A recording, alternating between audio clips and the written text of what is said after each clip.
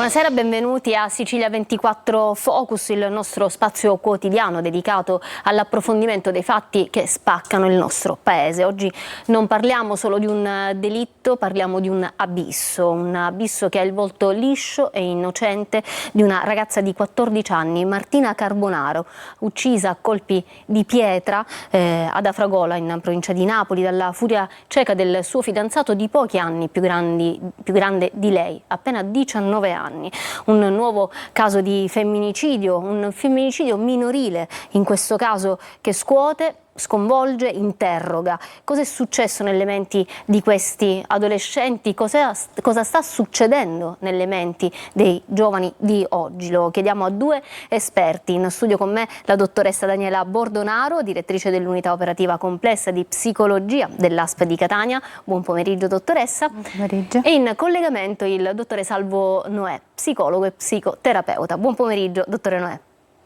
Buon pomeriggio a voi. Allora, partiamo subito da una domanda. Ci domandiamo perché il confine tra amore e ossessione, tra gelosia e violenza, tra anche adolescenza e morte, sembra farsi sempre più sottile. Partiamo con la dottoressa Bordonaro. Sicuramente questo caso, una ragazza di appena 14 anni che tra l'altro stava assieme a questo ragazzo di qualche anno più grande di lei già da 2 anni, cioè da quando questa ragazzina aveva 12 anni, loro stavano assieme, avevano un rapporto da adulti perché lui frequentava la casa di lei, e si è restaurato questo tipo di rapporto nel momento in cui poi lei lo ha lasciato, ha detto no, non voglio stare più con te, quel fatidico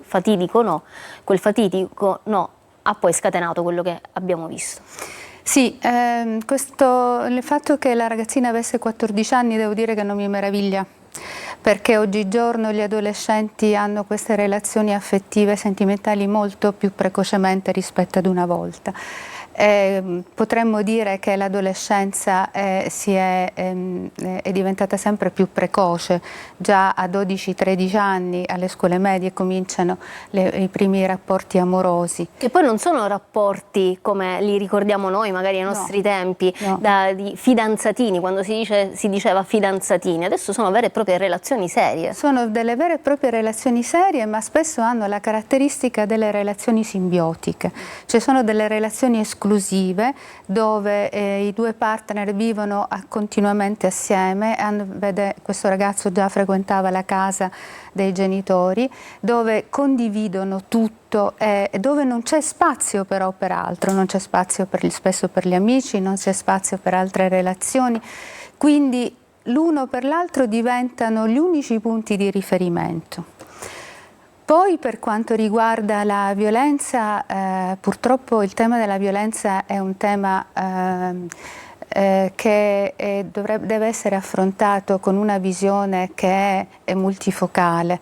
Non può essere visto né solo negli aspetti psicologici, né solo in quelli sociali, né solo in quelli culturali. Assolutamente, tra l'altro ci sono anche delle dichiarazioni che stanno uscendo ovviamente in queste ore. Il padre di Martina, della ragazza uccisa, racconta: avevo in macchina con me l'assassino di mia figlia e non lo sapevo perché questo ragazzo ha occultato il cadavere e poi ha iniziato le ricerche della ragazza assieme ai parenti, agli amici, ha pianto. Avevo in macchina con me l'assassino di mia figlia e non lo sapevo. Alessio per me era come un figlio, come un altro figlio, me lo sono portato al mare, mangiava a casa mia, a volte dormiva pure da noi e lui me l'ha massacrata, uccisa peggio di un cane perché l'ha uccisa a colpi di pietra. Colpi di pietra, sì. Dottore Noè, questi rapporti simbiotici. Sicuramente anche questo caso ci interroga molto anche su noi adulti, perché chiaramente stiamo educando noi questi ragazzi, quindi dovremmo farci qualche domanda. Non dobbiamo meravigliarci solo quando accadono queste cose, perché noi siamo per l'allarme, siamo per l'emergenza, non siamo per la prevenzione. E allora se finalmente riusciamo a capire che se dobbiamo fare questa benedetta educazione emotiva, alfabetizzazione emotiva, se finalmente lo possiamo capire e non aspettiamo l'ennesimo caso per poi meravigliarci, io non mi meraviglio, perché anche noi adulti facciamo queste cose e mandiamo questi messaggi a questi ragazzi. La legge del possesso, la legge della dominanza, tu sei mia, tu devi fare quello che ti dico io, perché altrimenti non mi ami, cioè, bisogna capire, bisogna cominciare a mettersi, diciamo, a fare chiarezza su queste tematiche. Lo facciamo noi adulti e lo devono fare anche i ragazzi. Ma lo devono fare prima di tutto gli adulti. Lei ha parlato di educazione sentimentale, neanche educazione sessuale. Negli anni 60 si parlava di educazione sessuale, negli anni 70, oggi si parla della esigenza, della necessità di una educazione sentimentale nelle scuole, nelle famiglie, ma prima di tutto nelle scuole, perché a volte magari le famiglie non hanno i mezzi, non hanno gli strumenti per una adeguata educazione sentimentale ai propri figli. Quindi l'omicidio, il femminicidio di Martina non diventa più solo un dato di cronaca, un fatto di cronaca, ma diventa un fatto politico, un fatto culturale. Dottore Donè e poi la dottoressa Bordonaro. Guardi, io sono per far fare dei percorsi, e lo sto dicendo anche ai reti nazionali, perché non basta soltanto fare ogni tanto, a parte la meraviglia del caso straordinario, ma ogni tanto fare un incontro nelle scuole e dire ai ragazzi come si fa. No, bisogna fare un percorso, ci vuole un percorso educativo fatto di mesi, mesi e mesi, sia per i ragazzi ma soprattutto per i genitori e gli insegnanti.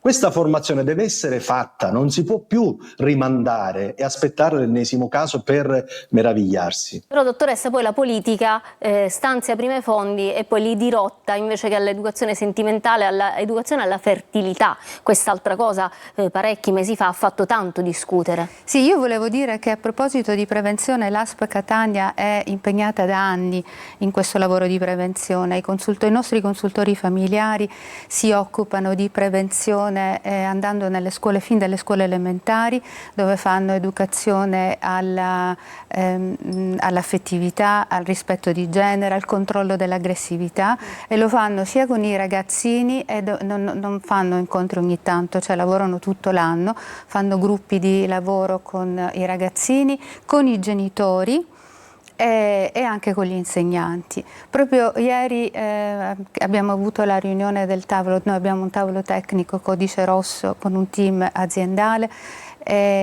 dove ci sono sia gli psicologi che gli assistenti sociali che gli infermieri che i medici, perché noi abbiamo un protocollo di emergenza per quanto riguarda le vittime della violenza che arrivano ai pronto soccorsi.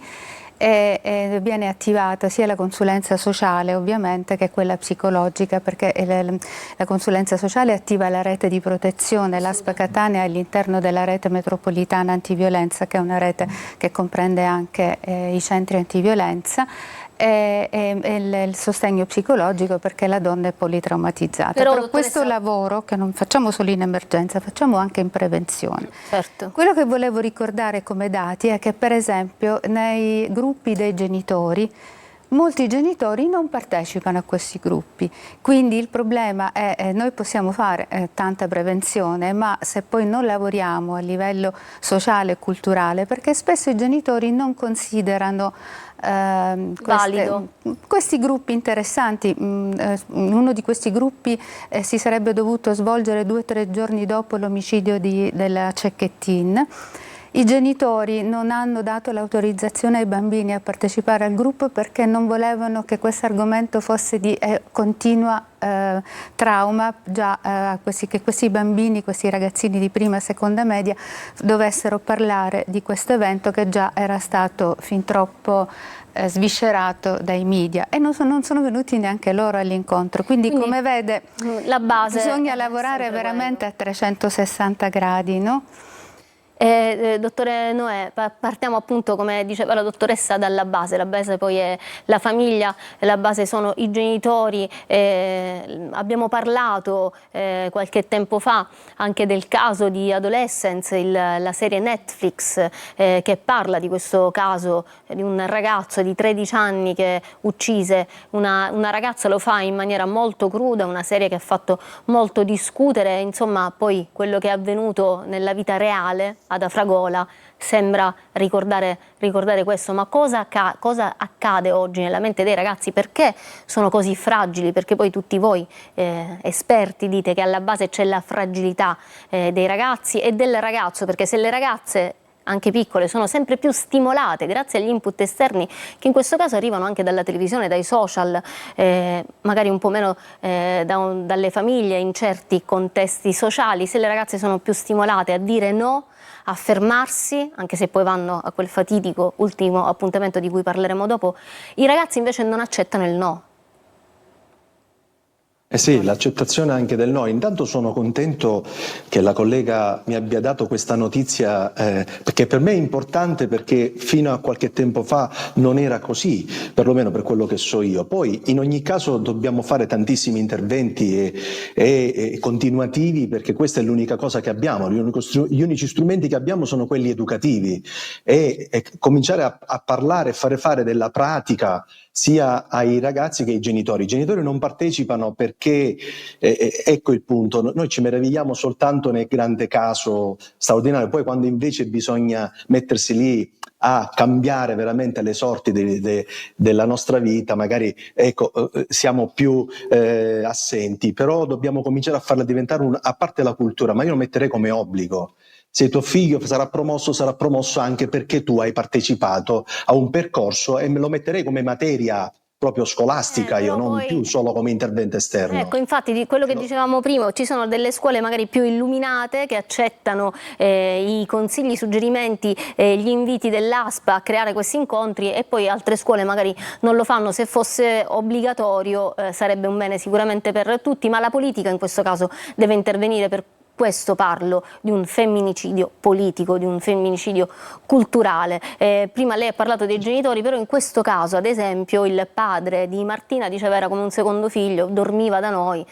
Certo, dobbiamo interrogarci se a 12 anni, a 13 anni, a 14 anni far dormire il fidanzatino della ragazza a casa, però come in adolescence dice io pensavo che regalandogli un computer l'avrei tenuto al sicuro, i genitori io pensavo che accogliendo un ragazzo li avrei messi al sicuro. Quindi cosa scatta nella mente di questi ragazzi? A 15 anni si può avere questa freddezza di uccidere, può scattare nella mente di uccidere un altro essere umano, dottoressa?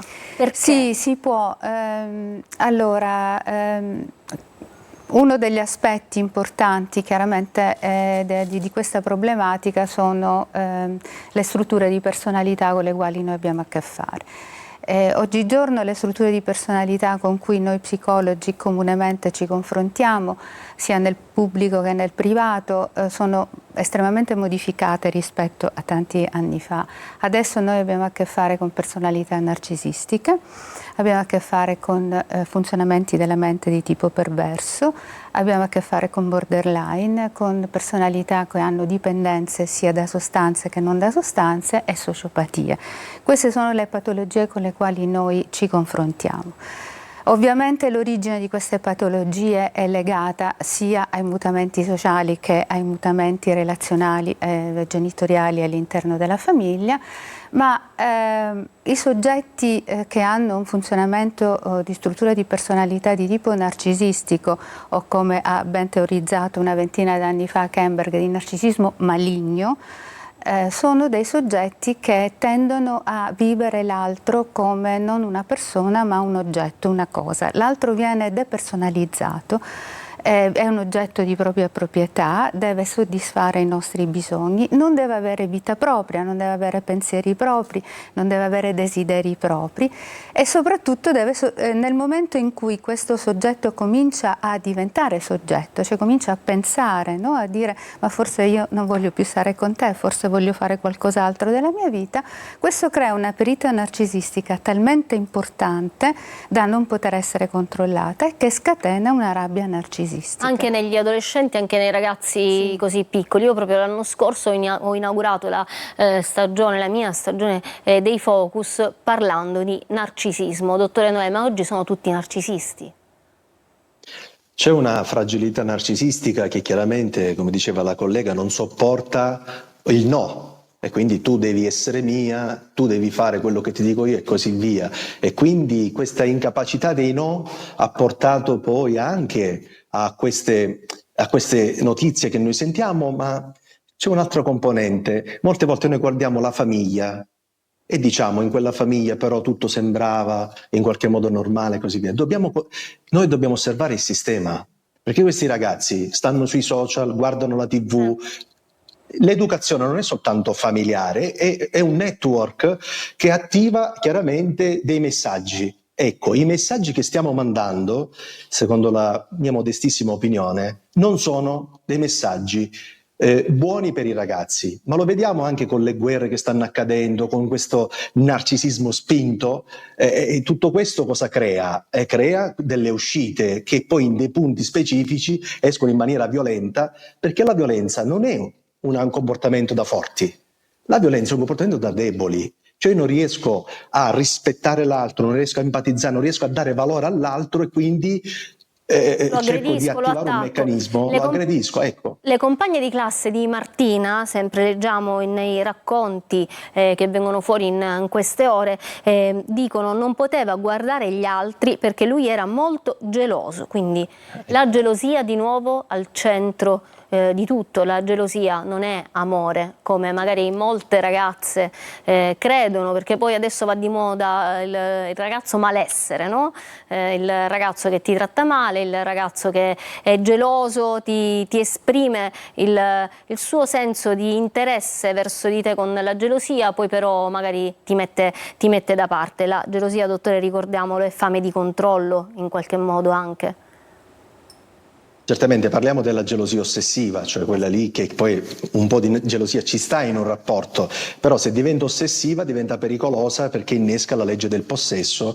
E anche un'altra cosa mi veniva in mente: la vita non è il social network, che tu stacchi, togli la notifica, togli l'amicizia. Cioè in qualche modo la vita reale è un'altra cosa, e quindi ecco, dovremmo sempre più anche abituare i nostri ragazzi sin da piccoli a portarli a giocare, a familiarizzare con gli altri, a creare quella connessione con gli altri ragazzi e quindi evitare che i social e quindi il digitale prenda il sopravvento sulla relazione reale. Perché questo sembra più, io ho dei pazienti che sembrano molto legati a questo atteggiamento, no? Tanto che ci fa? No, come che ci fa? Tu stai facendo soffrire una persona, tu stai provocando del dolore, questo devi, ecco, capirlo, non è un gioco che poi tutto finisce. Ecco, questa è un'altra tematica importante. Dottoressa. Sì, stavo pensando che noi parliamo del digitale e il collega ha perfettamente ragione, ma noi abbiamo già a che fare da un po' di tempo con l'intelligenza artificiale. Molti ragazzi già cominciano a chiedere consigli all'intelligenza. Sì. Il problema è che di questo strumento noi ancora sappiamo pochissimo. Sta divorando milioni di informazioni su tutti noi. Quello che io temo è che non solo io, ma molti miei colleghi, temiamo il fatto che in realtà l'avvento dell'intelligenza artificiale chiuderà ancora di più i ragazzi dentro le loro stanze, perché ci saranno tutte le risposte. L'adolescenza è un periodo un periodo più particolare nella vita di ognuno di noi. Una bomba emotiva. È una bomba emotiva, c'è un controllo delle emozioni molto difficile, c'è un bombardamento ormonale, però se le risposte verranno date sempre di più dallo strumento dell'intelligenza artificiale, ci sarà sempre meno bisogno di andare a cercare le relazioni reali, siano esse con i genitori, siano esse con gli amici, e quindi se noi non cominciamo a prendere atto che questa cosa esiste e quindi dobbiamo in qualche modo noi tecnici anche segnalare dei limiti e dei confini, diventerà sempre più difficile. E poi ci sono i segnali che dovrebbero essere colti, no? Colti dalla società, colti dalla famiglia, colti dalla rete, no? Dagli insegnanti, ma anche dai parenti. Pare che la madre dell'assassino, del fidanzato assassino di Martina, avesse detto alla madre di Martina: stai attenta a tua figlia, nel senso pare che l'avesse messa in guardia, come se suo figlio potesse nuocere. Certo non immaginava addirittura fino all'omicidio. E quindi mi domando, dottore Noè, quali sono i segnali che possiamo cogliere, ma soprattutto come cogliere, cosa fare, come coglierli? Beh, Innanzitutto bisogna osservare bene, perché noi siamo molto distratti e, come diceva la collega, abbiamo le armi che sono anche l'intelligenza artificiale, ma ci manca il porto d'armi. Nessuno di noi ha fatto un percorso per utilizzare gli strumenti e quindi lo strumento prende sopravvento e diventa potere, si sostituisce a noi. Ecco, bisogna educare anche a queste nuove tecnologie. Non bisogna demonizzare le nuove tecnologie, assolutamente no, bisogna saperle utilizzare. Infatti. Questo è importante e quindi ci vuole un percorso. Adesso occorrono i corsi nelle sedi di lavoro, occorrono i corsi anche a scuola per poterle utilizzare a nostro favore. Dottoressa, poi andiamo in pubblicità. Mi ricollego a quello che ha detto il dottore Noè, servono le armi, occorre il porto d'armi. Il porto d'armi quale può essere? Anche lo psicologo di base. Si è tanto discusso dello psicologo di base, sì, a che punto siamo? Noi siamo a buon punto, il bando è già stato chiuso, abbiamo ricevuto tutte le domande, dobbiamo adesso vedere, controllare tutte le domande, quindi quali possiamo accettare e quali non possiamo accettare. Dopodiché verrà fatta una graduatoria e partirà lo psicologo. E quindi come il medico di base, ognuno di noi potrà avere uno psicologo di base dal quale andare? No, come funzionerà? Dunque noi abbiamo pensato, in realtà tutti i direttori di UC della Sicilia ci siamo confrontati per avere una strategia unica. Immaginiamo di collocare questi colleghi all'interno delle case di comunità, perché le case di comunità, che fanno parte del Dipartimento Attività Territoriali e quindi sono l'assistenza di base, la prima assistenza, sono coloro che accolgono il cittadino che o per la prima volta o comunque perché magari è all'interno di percorsi terapeutici, viene in contatto con la sanità. Lì ci saranno anche gli psicologi di base che potranno intanto intercettare questo primo bisogno di cura e di assistenza psicologica da parte dello psicologo e verrà valutato se seguirlo oppure se inviarlo ai servizi di seconda livello. Bene, ci fermiamo un attimo per una pausa, torniamo tra poco a parlare dello sterminio delle donne.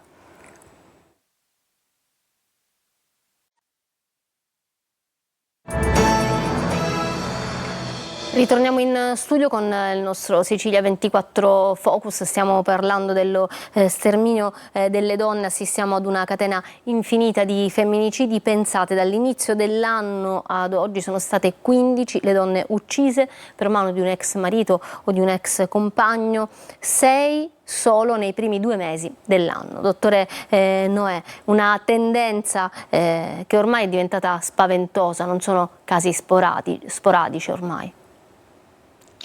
E noi spero che non ci abituiamo a queste notizie, perché ci stiamo abituando a tutto. Scusate la mia vena, ma io mi accorgo che ormai è diventato normale vedere anche tutte le immagini violente nei telegiornali legate anche alle guerre, alle cose. Ci stiamo abituando a tutto e questo mi dispiace, perché invece dovremmo stare molto attenti.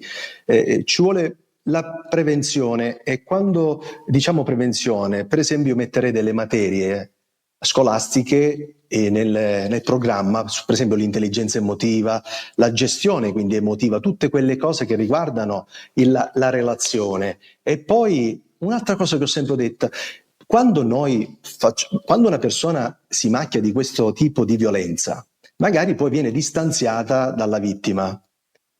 Io dico, ma se tu la distanzi, senza poi quella persona obbligarla a fare un percorso per curarsi anche dal suo problema, non abbiamo concluso niente. Perché? Perché nel momento in cui quella persona una mattina si sveglia e gli viene un attimo l'atteggiamento persecutorio, va verso la partner e la uccide. Perché? Perché qualsiasi braccialetto, qualsiasi distanziamento non servirà se prima non si lavora sul problema. E quindi quello deve essere obbligatorio, il lavoro sul disagio, in quel caso sul narcisismo, sulla fragilità narcisistica. Queste sono le cose di prevenzione. Dottore Noè, lei che è riuscito ad arrivare al Papa, è riuscito anche a scrivere un libro, un'intervista al Papa Francesco, adesso dovrà arrivare anche al governo per portare queste idee, ma soprattutto per provare a metterle in pratica, perché qua davvero non ce ne usciamo senza un intervento concreto, ma veramente concreto, delle istituzioni.